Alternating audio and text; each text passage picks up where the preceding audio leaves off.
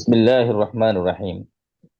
الحمد لله رب العالمين الرحيم الرحمن الذي علم القرآن خلق الإنسان علمه البيان والصلاة والسلام على نبينا محمد صلى الله عليه وسلم سيد ولد عدنان وعلى آله وصحبه وأزواجه ومن تبعهم بإحسان وبعد. আজকের এই প্রোগ্রামে যারা উপস্থিত হয়েছেন, অনেক বিদগ্ধ পণ্ডিত এতক্ষণ আলোচনা রাখলেন। আমি আপনাদের সাথে যুক্ত হয়ে আমি শুনছিলাম, একটু সময় যুক্ত ছিলাম না, কিন্তু ফেসবুক লাইভে আমি আলোচনাগুলো সবই শুনছিলাম। প্রফেসর ইয়াহিয়া রহমান স্যার, তাকে আমি যতটুকু জানতাম, আজকে সার্বিক আলোচনায় সত্যি আমি সমৃদ্ধ হয়েছি। আমার দৃঢ় বিশ্বাস, যারা আজকে বিভিন্ন জায়গা থেকে যারা শুনেছেন, সামনে শুনবেন, এদেশের একজন ইসলামী ব্যক্তিত্ব সম্পর্কে আমাদের জ্ঞান যে সীমানা, অবশ্যই এটা বৃদ্ধি পাবে। অনেক অজানা জিনিস আমরা জেনেছি, অনেক আমরা আমাদের জীবন চলার পাথেও আমরা পেয়েছি আজকের আলোচনায়।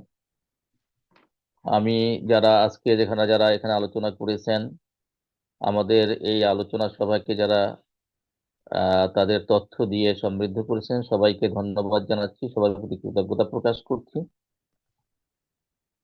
হযরত সাঈদ ইবনে জুবাইর রাহিমাহুল্লাহ, তিনি বলেছেন, তাকে প্রশ্ন করেছেন হেলাল ইবনে খাব্বাব রাহিমাহুল্লাহ। প্রশ্ন এভাবে প্রশ্ন, ইয়া আবা আব্দুল্লাহ, মা আলামাতু হালাকিন নাস, মানুষ যে ধ্বংস হয়ে যায় এটার আলামতটা কি?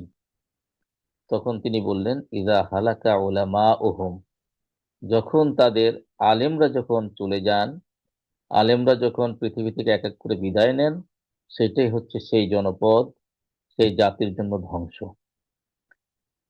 আমি সত্যি আমি মানে আজকে আলোচনা শুনে আমার কাছে মনে হয়েছে, স্যার যেদিন ইন্তেকাল করেছেন, যখন সংবাদটা আমি পেলাম, সেই দিনকার যেই অবস্থাটি, আমার মনে হয়েছিল যে স্যার আমাদের বিভিন্ন আলোচনায় এসেছেন, আলোচনা করেছেন, বিভিন্ন সময়ে আমাদের এই প্রোগ্রামে তিনি সভাপতিত্ব করেছেন, প্রধান আলোচক হিসেবে আলোচনা রেখেছেন, অতিথি হিসেবে আলোচনা করেছেন।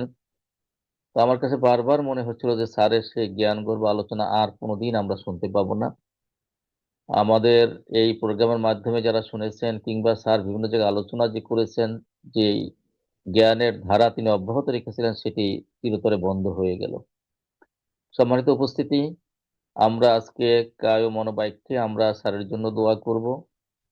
স্যার যে জ্ঞানের বাতি যে জ্বালিয়ে গিয়েছেন, সেই জ্ঞানের বাতি থেকে হাজারো বাতি যেন জ্বলে এই সমাজকে, এই জনপদকে যেন আলোকিত করে।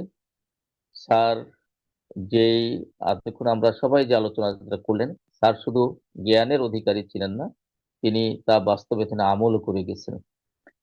এবং আল্লাহ রসুল সাল্লাল্লাহু আলাইহি ওয়াসাল্লামের তার যে জীবন চরিত্র, সেটা তিনি বাস্তব জীবনে তিনি দেখিয়ে গিয়েছেন। আল্লাহ রাব্বুল আলামিন তার সার্বিক জীবনকে কবুল করুন, জীবনের ভুল ত্রুটি তিনি ক্ষমা করে দিন। এবং আমরা দৃঢ়ভাবে বিশ্বাস করি যে স্যার তার যে প্রজন্ম রেখে গেছেন, তার দুই সন্তান রেখে গেছেন, অন্যান্য পরিবার পরিজনরা রেখে গেছেন, সবাইকে দিনের পথে তিনি রেখে গেছেন। এটি স্যারের আমার দৃঢ় বিশ্বাস, স্যারের বিরাট কৃতিত্ব এটি। স্যারের এই প্রজন্ম দিয়ে স্যার যেন সমৃদ্ধ হন তার পরকালে, সেই দোয়া করছি আমরা। আমি আজকে যারা এখানে আলোচনা অংশগ্রহণ করেছেন, যারা শুনেছেন, সবার প্রতি কৃতজ্ঞতা প্রকাশ করছি। আমরা স্যারের জন্য আমার মনে হয় যে শ্রদ্ধা সালামান ভাই যদি মোনাজাত করতেন, এটা ভালো হতো। আমি ওনাকে মোনাজাত করার জন্য, সংক্ষিপ্ত মোনাজাত করার অনুরোধ করছি। আমি এখানে আমার কথা শেষ করছি। আসসালামু আলাইকুম ওয়া রাহমাতুল্লাহি ওয়া বারাকাতুহু।